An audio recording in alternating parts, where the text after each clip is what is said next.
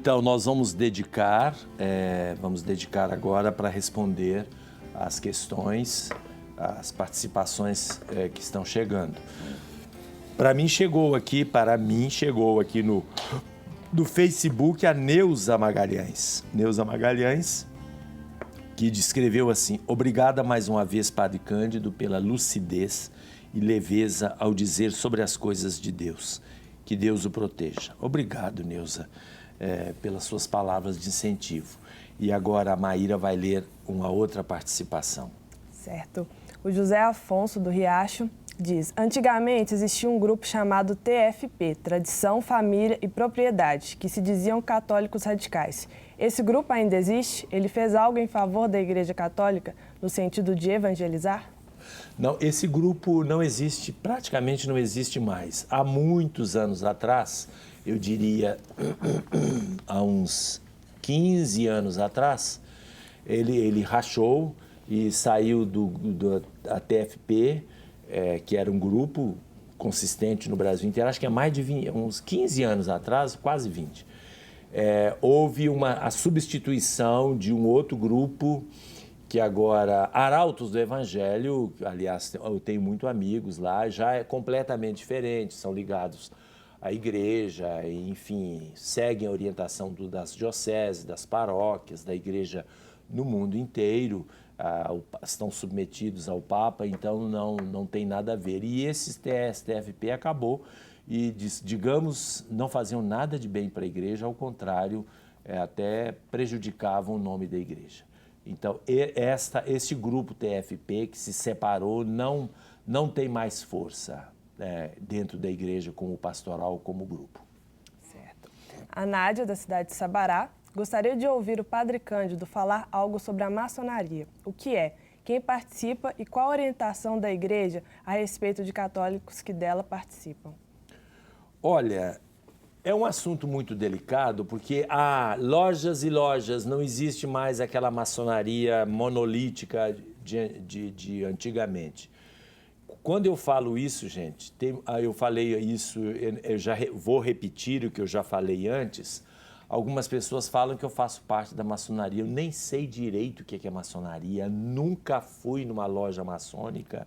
Conheço pessoas, por sinal, muito boas, que frequentam igrejas, frequentam a igreja, que fazem parte de grupos da igreja, de renovação não, de encontro de casais com Cristo, de movimento familiar cristão. Enfim, eu conheço pessoas e não vejo problema. O que eu posso imaginar, o que eu fico imaginando, existe uma posição oficial da igreja. Mais recentemente, na época de quando Bento XVI, na época de João Paulo II, quando Bento XVI foi instado a responder sobre isso pela Igreja da Inglaterra, se eu não me engano. E ele respondeu que permanecia vigente aquela condenação da igreja em relação à maçonaria. Mas isso é muito teórico, porque no direito canônico não existe propriamente uma condenação no teor que havia antes. E dentro desse espírito de fraternidade que nós temos, a gente tem que acolher as pessoas que querem ser cristãos e não tem nada que as reprove como tal. Se aquela loja maçônica que ela frequente, porque eu falei antes, há uma variedade muito grande, se a loja maçônica, por exemplo, não impõe a ela valores e uma ética que seja contrária à ética cristã, a ética católica. O problema da briga da maçonaria com a Igreja Católica há 200 anos atrás e assim por diante, a meu ver, não era só uma questão doutrinária. A questão doutrinária ela surge quando as pessoas precisam fincar posições. Para mim, o problema era a ocupação de espaço de poder. Tanto a maçonaria queria ocupar um espaço de poder na sociedade, retirando a influência que a Igreja Católica exercia. E a Igreja Católica também condenava a maçonaria porque ela tentava retirar o seu espaço e a Igreja queria ocupar aquele espaço de influência que ela tinha medo de perder. O mundo de hoje mudou tudo. Não existe nada muito monolítico e o mundo se tornou plural, se tornou completamente assim, sem domínios monolíticos de nenhuma instituição. Nesse caso, as pessoas começam a ficar desarmadas. Se existe alguma loja maçônica armada contra a religião católica, contra a Igreja Católica, então os católicos não podem participar, óbvio. Mas se não há isso, não estou dizendo que possa, mas eu estou dizendo que aqueles que participam, eu acolho. Só isso.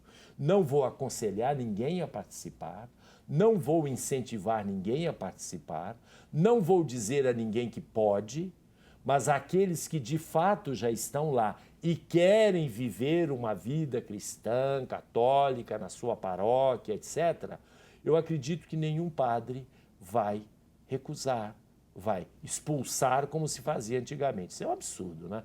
Vai expulsar. Ninguém, todo mundo vai acolher. Bom, eu tenho também outra participação aqui, né? Vamos ver.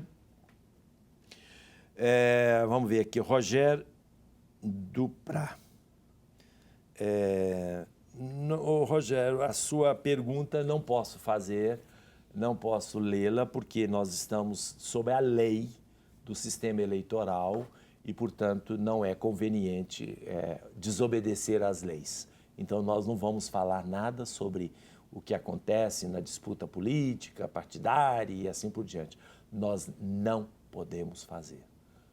Daqui a pouco vamos para o 6º bloco do Questões de Fé, respondendo as demais... não, agora nós temos um VT, desculpe, eu estava errado. Nós temos um VT ainda da comunidade Reviver. Vamos ouvir mais um outro participante e membro da comunidade Reviver. Confiramos.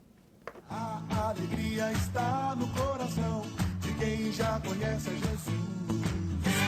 A verdadeira paz só tem aquele que já conhece a Jesus.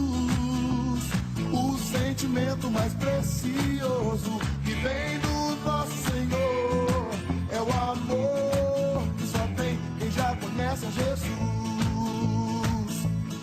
A alegria de experimentar o amor de Deus é o que dá sentido para a vida. O que hoje eu tenho para falar para você, minha irmã, meu irmão jovem, é que você deve buscar abrir-se da maneira que você estiver. Deus que não me condenou, não te condena. Deus que olhou para mim com amor, olha para você com amor. A alegria do Evangelho nasce da acolhida em Jesus Cristo, que ganhamos sentido na vida. Exatamente 14 anos atrás, fui participar de um grupo de oração da comunidade Reviver. Cheguei com o coração amargurado, com angústias, e lá escutando a palavra de Deus, que Deus me amava da maneira que eu era, da maneira que eu sou. Isso entrou no meu coração, foi gerando tanta alegria, que algo novo foi surgindo no meu coração. Eu comecei a ter vontade de ir nos grupos de oração da comunidade, frequentando. Passado alguns anos, fui convidado a fazer algumas atividades, rezar um terço no grupo de oração, fazer a acolhida, fazer a coleta. E, graças a Deus, isso foi como que a resposta de Deus para aquilo que eu precisava, porque me preencheu, me encheu de alegria e, graças a Deus, aqui estou, né, já há 14 anos. Faço parte da espiritualidade da comunidade, todo dia Alexio Divina, e receber todo dia esse maná da palavra é o que me causa alegria, para todo dia receber esse maná que me sustenta, que me orienta, que me motiva, né? Tenho encontrado na palavra de Deus, especificamente, a alegria. É bonito também, sempre naquela mensagem central, a gente vê expressa de outras formas. Uma coisa que eu queria lembrar também, é importante que os grupos de oração, etc., não sejam igrejas, né?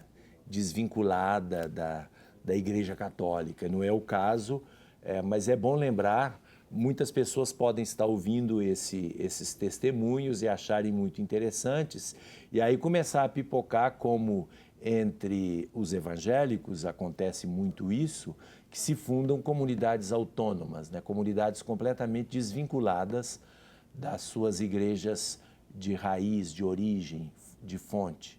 Então, que as pessoas não se enganem. Nós somos uma igreja, essa igreja instituída por Jesus com a caminhada de 2000 anos.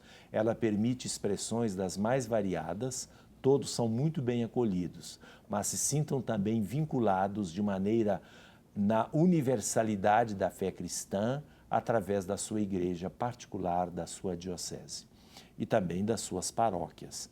Não se trata de nenhuma submissão, mas se trata de uma experiência de comunhão.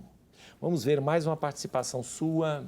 Certo, agora temos a Marlise Carvalho, da cidade de Santa Luzia. O versículo 8 da segunda carta de São Pedro, capítulo 3, diz: Um dia para o Senhor é como 1000 anos, e 1000 anos é como um dia. Isso relaciona-se com o tempo? Com certeza, mas aí o apóstolo São Pedro, na sua carta, está se referindo à eternidade, digamos assim. Na verdade, é uma forma popular de se descrever a eternidade. Ou seja, Deus é eterno. Ele não é medido pelo tempo. Ele não se deixa medir pelo tempo e não mede as coisas pelo tempo. Deus é eternidade.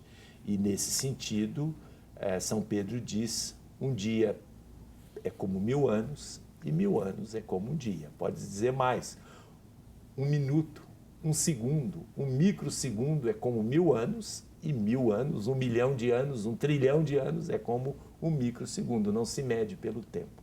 Esta é a expressão correta do apóstolo, ou seja, e a eternidade não é simplesmente um tempo que não passa, ao contrário, é um tempo que passa tão rapidamente que a gente acha que não passa.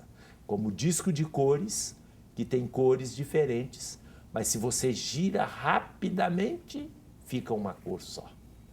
A eternidade não é enfadonha, ao contrário. O outro deu um testemunho, ele começa a cada dia, ele se renova a cada dia. Se ele tivesse que começar, ele fala, não, eu começo cada dia. Esta é a eternidade, né? É começar a cada momento, a cada minuto, a cada dia, é se renovar. Ou seja, só com isso, com esta renovação constante, nós conseguimos dominar o tempo. Mais uma participação? O Samuel Rodrigues, de Santa Branca. Estamos no mês das missões, outubro, e Santa Teresinha é considerada a padroeira das missões. Gostaria de um comentário do porquê ela é assim considerada. São 2 padroeiros das missões. A igreja foi muito sábia, né? Santa Teresinha e São Francisco Xavier. São Francisco Xavier era missionário, foi para as Índias, foi para a Ásia, fez um trabalho imenso, né? E Santa Teresinha ficou na França, no seu convento lá em Lisieux. Ou seja, missionária porque enquanto ele trabalhava, ela rezava por ele. Quem sustentava São Francisco Xavier era a oração dos cristãos, incluindo Santa Teresinha. Igual o episódio de Marta e Maria. Trabalho missionário e a oração. O ora et labora. Tem mais tempo para mim? Não tem? Vamos chamar um intervalo e voltar para as conclusões do nosso programa.